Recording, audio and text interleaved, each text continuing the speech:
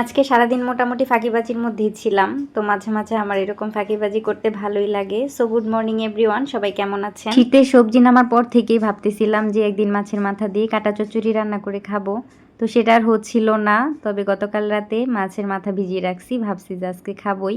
তো সকাল সকাল উঠে মাছের মাথাগুলো সুন্দর করে লাল লাল করে ভেজে নিলাম। আজকে আর তেমন কোনো কিছুই রান্না করব না, শুধু এই কাটা চচ্চড়িটা রান্না করব আর শাক ভাজি করব। আমার বাসায় মূলত যদি মাছের ঝোল বা ডাল রান্না না করা হয় তাহলে মনে হয় যে রান্নাই করিনি এরকম। মাছের ঝোল বা ডাল কোনো কিছুই আর রান্না করিনি, শুধু এই যে মাছের মাথা দিয়ে কি কাটা চচ্চড়িটা রান্না করব আর শাক ভাজি করব। গতকালকে ডাল আছে, সেটাই হয়ে যাবে।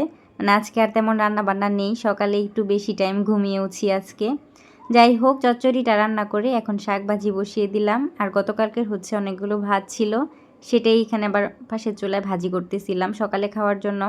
শীতের মধ্যে এইভাবে কিন্তু ভাত ভাজি ভালোই লাগে, সব সবজি দিয়ে ডিম দিয়ে ভাত ভাজি করেছি। আজকে 9টার মধ্যেই আমার রান্না বান্না কমপ্লিট, সব গোছানো হয়ে গেছে। আর এই যে সিঙ্গারাগুলো, এইগুলো হচ্ছে গতকাল ওর বাবাকে অফিসে দিয়েছিল সন্ধ্যার নাস্তায়। যেই দিন সিঙ্গারা দেয় অফিসে সেই দিন সে আমার জন্য নিয়ে আসে। আমার সিঙ্গারা অনেক পছন্দ। তো গতকাল রাতে তো খাওয়া হয়নি, তাই আজকে সকালে একটু গরম করে নিতেছিলাম। এখন প্রায় 11টা বাজে, সকালে নাস্তা করতেছি। ছেলে একটু দেরি করে ঘুম থেকে উঠে। এই তো ছেলে তো সকালে একদমই ভাত খেতে চায় না, তো সিঙ্গারা নিয়েছে একটা, ওইটাই দেখাইতেছে বারবার যে সিঙ্গারা দাও সিঙ্গারা দাও। ছেলে যেহেতু একটু অসুস্থ, ট্রিটমেন্ট চলতেছে, মাঝে মধ্যেই দাঁতের ব্যথাটা উঠে, তখন হচ্ছে কোলে উঠে বসে থাকে, ভালোভাবে ভিডিও করতে পারি না। আর রেগুলারিটি মেনটেন করে ওই টাইম মতো ছাড়তেও পারি না, একটু এলোমেলো হয়ে যাচ্ছে এই আর কি। তো এই যে যখন তখন হুটহাট ডাক্তারের কাছে যেতে হয়। তো এই যে এখন একটু কমলা ছিলে দিলাম ওকে খাওয়ার জন্য। এর মাঝখানে খবর হলো যে আবার যেতে হবে। তো ছেলে আর আমি রেডি হয়ে নিলাম। তবে ছেলের কোনো অনীহা নেই, মানে ডাক্তারের কাছে যেতে তার খুবই আগ্রহ প্রকাশ করে। যাই হোক, বেশিক্ষণ সময় লাগেনি, তাড়াতাড়ি করে চলে এসেছি। আস্তে আস্তে প্রায় 2টার মতো বেজে গেছে। ঝটপট করে বাবুকে একটু স্নান করিয়ে দিলাম।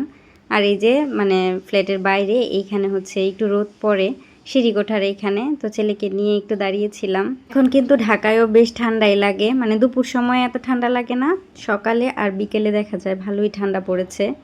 এদিকে 3টা বেজে গেছে, ক্ষুধাও পেয়ে গেছে।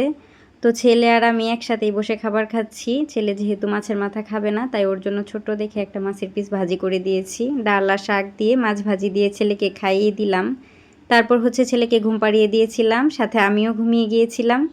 তো সন্ধ্যায় উঠে কি খাবো ভাবতেছি, ভাবলাম যে ঝাল ঝাল করে চাপড়ি ভেজে খাই। তাই বেশি করে ধনেপাতা আর কাঁচামরিচ দিয়ে পেঁয়াজ দিয়ে এই যে চাপড়ি ভেজে নিয়েছি।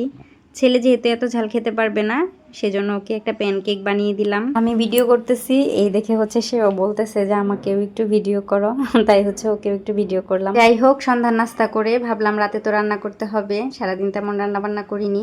দেখলাম ফ্রিজে ডাল আছে, সেটাই শুকিয়ে নিলাম। ডাল শুকনা খেতে আমার অনেক ভালো লাগে। আর ওই যে একটু চচ্চড়ি ছিল, সেটাও গরম করেছি। সাথে ট্যাংরা মাছের ঝোল ছিল কয়েকদিন আগের, সেটাও গরম করে নিলাম। আর এখানে মাছ ভাজি করেছি, সাথে পেঁয়াজ ভাজি করেছি। রাতের খাবারটা বেশ মজা করে খেয়েছি। তো আজকের ভিডিওটা এই পর্যন্তই। ভিডিওটি ভালো লাগলে আমার চ্যানেলটিকে সাবস্ক্রাইব করে আমার পাশেই থাকবেন।